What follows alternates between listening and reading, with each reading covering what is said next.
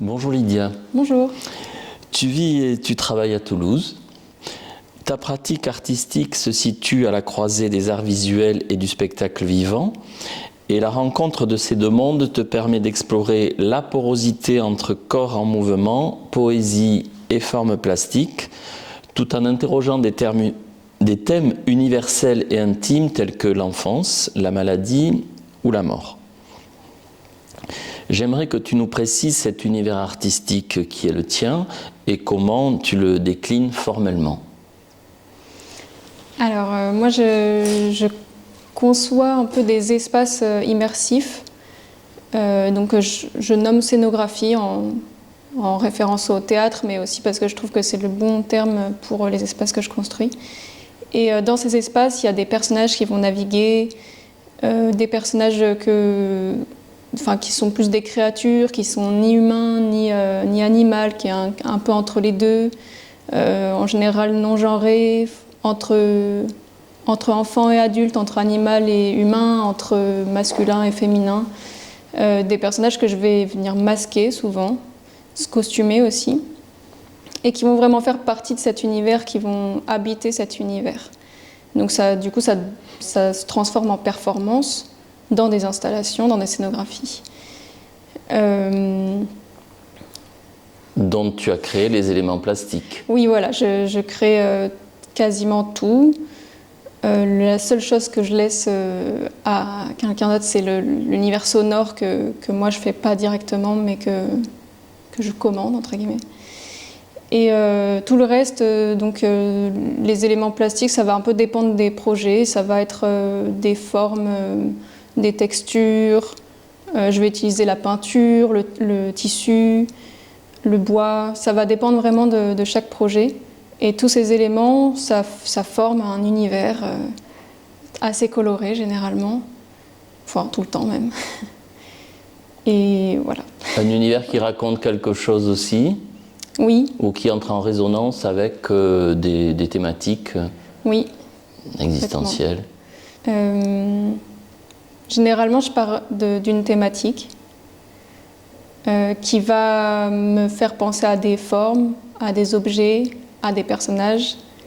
Et j'essaie de faire une tambouille un peu de tout ça et ça crée un espace. Enfin, je m'intéresse surtout à la notion d'espace quand je crée des objets.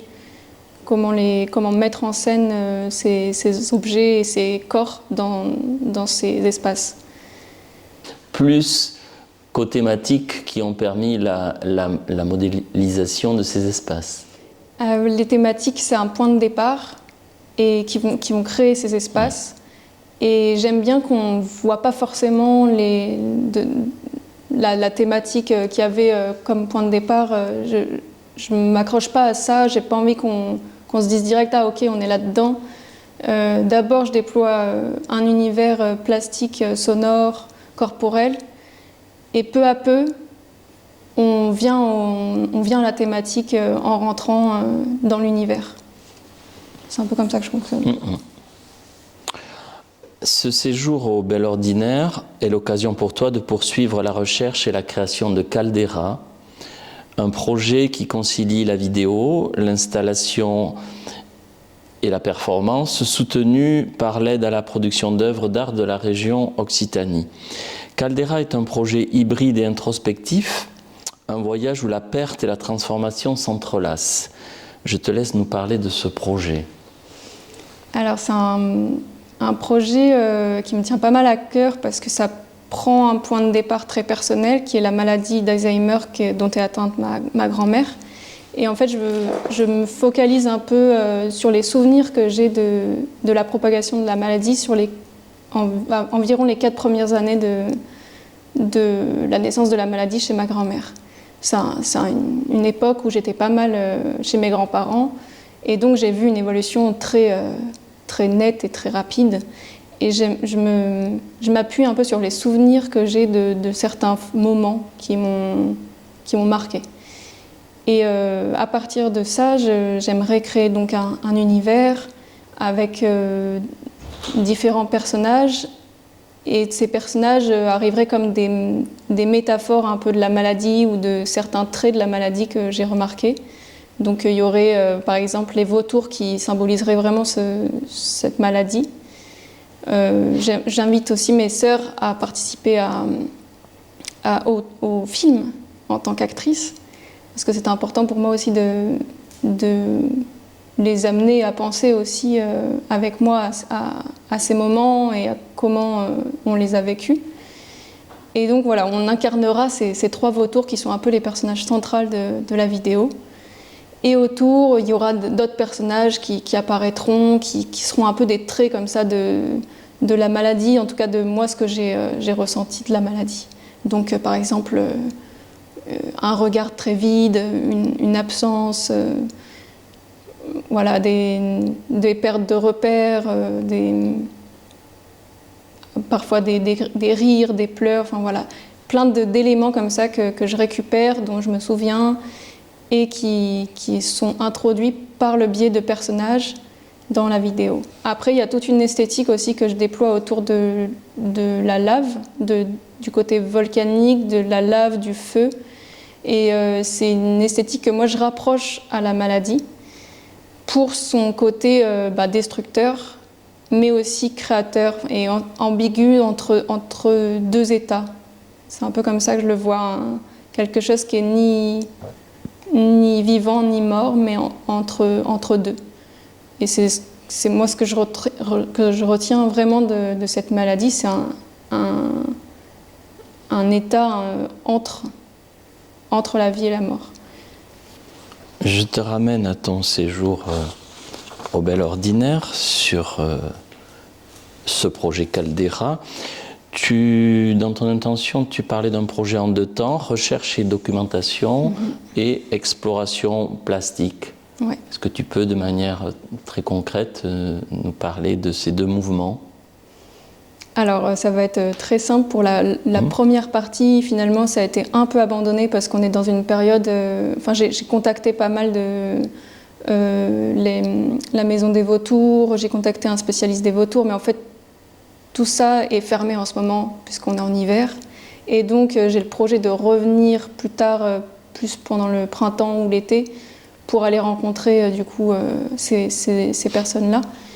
Parce que là, voilà, c'est complètement fermé. Oui. Donc, j'ai un peu laissé ça de côté, et je me suis concentrée, du coup, sur l'exploration plastique. Et finalement, j'ai aussi commencé à penser concrètement au scénario. Oui. Parce que c'était une des choses qui me bloquait beaucoup, parce qu'à la fois j'ai des envies de choses très absurdes et très floues, mais qu'il faut ramener un peu dans le concret pour pas non plus perdre totalement l'œil du spectateur ou spectatrice. Voilà. Donc ici, j'ai pensé un peu des choses que j'avais déjà décidé de faire en amont, comme les gros yeux qui seront aussi une partie de la scénographie, du décor dans le film et aussi de l'installation plus tard quand ça sera exposé, qui seront aussi un personnage en fait dans l'installation qu'on peut voir sur les dessins. J'avais aussi ramené déjà des morceaux de lave en céramique que j'ai créés à Toulouse pour les tester, pour faire un premier test d'installation. Et le gros de ce que j'avais envisagé dans la résidence, c'était de faire des sculptures en résine. Donc on peut voir aussi... modeler en argile des parties de vautours. Donc là, j'ai fait un œil et un bec qui seront un peu dissimulés dans l'installation plus tard. Donc ça, voilà, j'ai réalisé ça pendant les 2 premières semaines. Donc l'œil, le bec... aussi, il y avait l'idée de mettre en espace et de tester la lumière, parce que la lumière va être assez importante aussi. De base, c'est toujours important dans mon travail, la mise en lumière des installations. Et là, j'aimerais qu'il y ait vraiment cette présence de lumière qui soit assez forte dans le film, et à terme, quand j'exposerai le film, dans l'installation qui accompagnera le film aussi. D'accord.